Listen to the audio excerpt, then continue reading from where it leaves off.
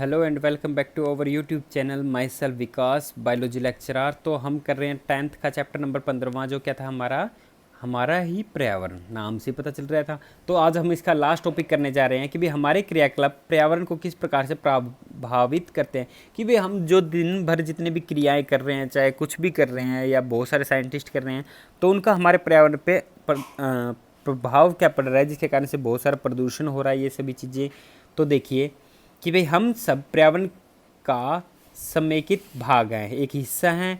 पर्यावरण में परिवर्तन हमें प्रभावित करते हैं तथा क्रियाकलाप या गतिविधियां हमारे चारों ओर के पर्यावरण को प्रभावित करती है। कक्षा 9 में हम पढ़ चुके हैं क्रियाकलाप में कि वे किस प्रकार से प्रभावित करते हैं, यानी इसके प्रदूषण के बारे में। जल प्रदूषण हो, चाहे मृदा प्रदूषण हो, वायु प्रदूषण हो, इन सभी प्रदूषण को हम क्या है हमारी क्रियाओं के कारण से हो रहा है। तो पर्यावरण के लिए आज इसमें हम क्या करें, दो मेन भाग जो विस्तार में चर्चा करेंगे। एक तो ओजोन परत का अपक्षय, यानी ओजोन परत में छिद्र होना, यानी उस परत का धीरे धीरे खत्म होना होती क्या है, इन सभी के बारे में पढ़ेंगे। और अपशिष्ट पदार्थ, जो कूड़ा करकट या जो भी हमारे सीवरेज से निकल रहा है, तो ये सभी को किस प्रकार से निपटान, कहाँ पे इनको कैसे ठीक ढंग से निपटाएंगे। तो ओजोन परत तथा यह किस प्रकार अपेक्षित होती है, तो किस प्रकार से ये टूट रही है, खत्म हो रही है, कम हो रही है।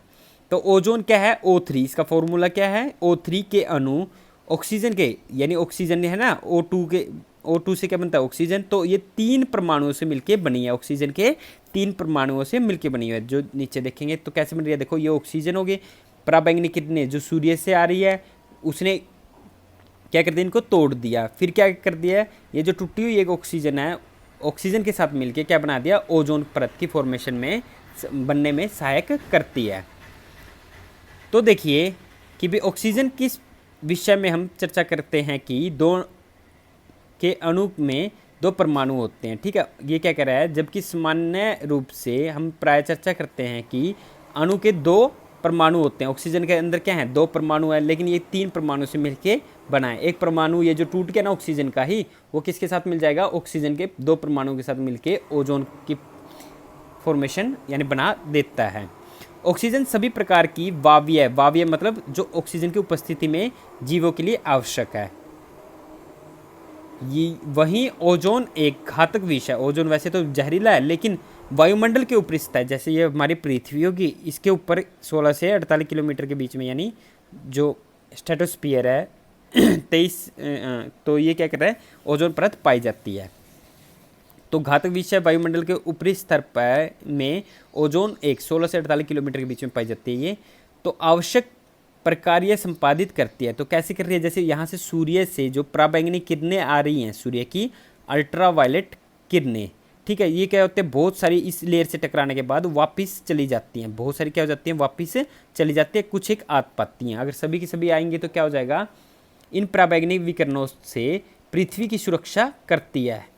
तो ये पराबैंगनी किरणें जीवों के लिए अत्यंत हानिकारक है। तो ये जो किरणें आ रही थी हाई फ्रीक्वेंसी के होने के कारण से हानिकारक है। क्यों, क्योंकि इनके कारण से मानव में क्या होता है, त्वचा का कैंसर उत्पन्न हो सकता है। ठीक है, इस कैंसर से बचने के लिए, और बहुत सारे जो हम इस गर्मी को सहन नहीं कर पाएंगे, पेड़ पौधे मर जाएंगे, बहुत सारे नुकसान है इसके।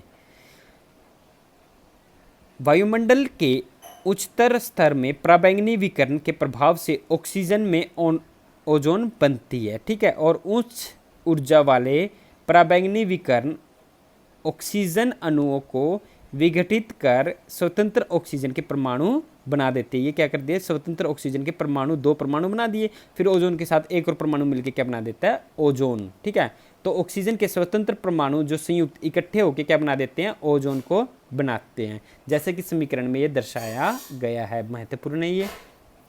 अब बात करते हैं, सबसे पहले बता देता हूँ मैं आपको, ओजोन में जो छिद्र होल हुआ था वो कहाँ पे देखा गया था, अंटार्कटिका में। सबसे पहले कहाँ देखा गया, अंटार्कटिका में। तो 1980 में जब ओजोन की मात्रा तीव्रता से गिरावट आने लगी, तो उसका कारण क्या था, क्लोरोफ्लोरोकार्बन, मीथेन गैस और अदर कार्बन डाइऑक्साइड भी गैसेस क्या करती हैं, पर्यावरण को, ओजोन को प्रदूषित यानी ओजोन को खत्म करने का काम कर रही थी। तो इनका उपयोग कहाँ होता है, क्लोरोफ्लोरोकार्बन का जितने भी आपके रेफ्रिजरेटर जो ठंडा बनाने कूलिंग का काम कर रहे हैं, इसी प्रकार से अग्निशमक के द्वारा जो आग बुझाने के लिए यूज़ करते हैं वहाँ पे क्या करते हैं, क्लोरोफ्लोरोकार्बन का इस्तेमाल करते हैं। तो जिसके कारण से क्या होती है, ओजोन परत खत्म हो रही है। फिर उसके बाद 1987 में United National of Environment Programme यानी संयुक्त राष्ट्र पर्यावरण कार्यक्रम ने सर्वनुमति बना ली कि जैसे क्या करेंगे, क्लोरोफ्लोरोकार्बन के उत्पादन को 1986 के स्तर पर ही सीमित रखा जाएगा, जैसे 1986 में ओजोन का स्तर था, यानी और प्रदूषित होने नहीं देंगे। ये था ओजोन के बारे में। अब क्या करेंगे, कचरे के प्रबंध किस प्रकार से करेंगे। तो जैसे नगर हो गया, कस्बे हो गए, या हमारे घर के चारों में जाने पर चारों तरफ कचरों का ढेर दिखाई देता है। किसी पर्यटन स्थल पर जाए तो हमें विश्वास है कि वहाँ पे बड़ी मात्रा में खाद्य पदार्थों की खाली थैलियाँ इधर उधर फैली दिखेंगी, क्योंकि जैसे कुरकुरा चिप्स खाते रहते हैं आज के टाइम में, चाहे चाय पियो, डिस्पोजल गिलास हो गए, तो पैकेजिंग मटेरियल क्या कर देते हैं, पॉलीथीन हम वहीं पे फेंक देते हैं, डस्टबिन में नहीं डालते, जो कि बहुत ही गलत चीज़ होती है। तो पिछली कक्षा में हमने स्वयं उत्पादित इस कचरे से निपटान के उपायों के बारे में चर्चा करेंगे। तो इस समस्या में गंभीरता से ध्यान देना चाहिए। तो पता लगाइए कि जैसे एक क्रियाकलाप कह रहा है जिसमें क्या करें, कचरा क्या होता है, उत्पादित कचरा जो घर से निकल रहा है, तो क्या किसी स्थान में इसे एकत्रित करने का कोई प्रबंध है कि भाई शहरों में, कस्बों में क्या होता है, इस कचरे को क्या कर देते हैं, नगर पालिका के या गाँव में क्या करते हैं, डस्टबिन में इनको कूड़ा करकट जिसमें रखते हैं उसमें रखने का प्रबंध होता है। लेकिन दूसरा तरीका ये हो सकता है, हम खड्डे खोद के इस कचरे को वहाँ पे दबा सकते हैं। तो पता लगाइए स्थानीय निकायों की भी, स्थानीय जो जहाँ पे रह रहे हैं वहाँ से निकासी के लिए, कहने का मतलब पंचायत हो, नगर पालिका हो या आवास कल्याण समिति के द्वारा निपटाने के लिए किस प्रकार किया जाता है। क्या वहाँ जैव अपघटित जीवों के द्वारा अपघटन, जैसे मान लो कचरा हो गया, कहने का मतलब उसमें क्या होता है, जैसे घर की में सब्जियों का छिलका, चाय पत्ती होगी और अदर कागज़ कुगज हो गए, ये क्या हो सकते हैं, जैव अपघटित, ये क्या हो सकते हैं, धीरे धीरे ख़त्म कर सकते हैं। जैसे खड्डा खोद के दबा दिया तो ये क्या कर देगा, खाद की तरह बन जाते हैं कुछ दिनों के बाद। लेकिन अजैव घटक जैसे कांच हो गया, पॉलीथीन हो गई, ये क्या होते हैं, आसानी से ख़त्म नहीं हो पाते। तो कचरे को क्या करेंगे, अलग अलग डस्टबिन में इस कचरे को अलग रखेंगे और अजैव वाले को अलग रखते हैं, क्योंकि अजैव वाला क्या होता है, लंबे समय तक हमारे पर्यावरण में बना रहता है, जिसके कारण से क्या होता है, प्रदूषण हो जाता है और ख़त्म नहीं हो पाता। इसी प्रकार से गणना कीजिए कि भाई घर में कितना कचरा उत्पादित होता है, यही निकलता है, कूड़ा करकट हो गया, धूल मिट्टी होगी, ठीक है, सब्जी के छिलके होगी, चाय पत्ती होगी और कुछ भी अपशिष्ट पदार्थ जो हम घर से फेंकते हैं। कितना कचरा जैव निम्नीकरण जीवों के द्वारा निम्नीकरण खत्म कर दिया जाता है और कितना अजैव निम्नीकरण है, कहने का मतलब कितना खत्म नहीं हो पाता। जैसे मैंने जैव अपघटन में बताया वही चीज़ के बारे में होता है। इसी प्रकार से ये कह रहा है कि भाई आपके क्षेत्र में मल व्यन की भाई जो मल होता है उसकी क्या व्यवस्था है और क्या प्रबंध है। स्थानीय जलाशय या जल के अन्य स्रोत कौन कौन से हैं, या अन उपाचरित वहित मल से प्रबंध क्यों ना हो, ठीक है, किस प्रकार से कर रहे हैं। इसी प्रकार से पता लगाइए कि उद्योग और अपशिष्ट में प्रबंध किस प्रकार से कर रहे हैं, कूड़ा करकट को निकालने के लिए कहाँ पे कर रहे हैं, अगर वैसे ही फेंकेंगे तो क्या होगा, प्रदूषित होगा। तो इनको क्या करना चाहिए, एक ठीक ढंग से हमें व्यवस्थित तौर पे कूड़ा करकट वाली जहाँ पे डालने की जगह है उसी के अंदर डाल लें, अजैव वाले को अजैव में और जैव वाले को जैव में, जो ख़त्म हो सके और जो ना ख़त्म हो सके अजैव। तो हमारी जीवन शैली में सुधार के साथ साथ उत्पादित कचरे की मात्रा को भी बहुत बढ़ गई है कि भाई हमने जितनी सुख सुविधाएं ले ली हैं उतने कचरा ज़्यादा हो रहा है। तो ये कचरा होगा, बहुत सारी बीमारियां फैलेंगी, मक्खी मच्छर फैलेगा, जिसके कारण से बीमारियां का घर हो जाता है।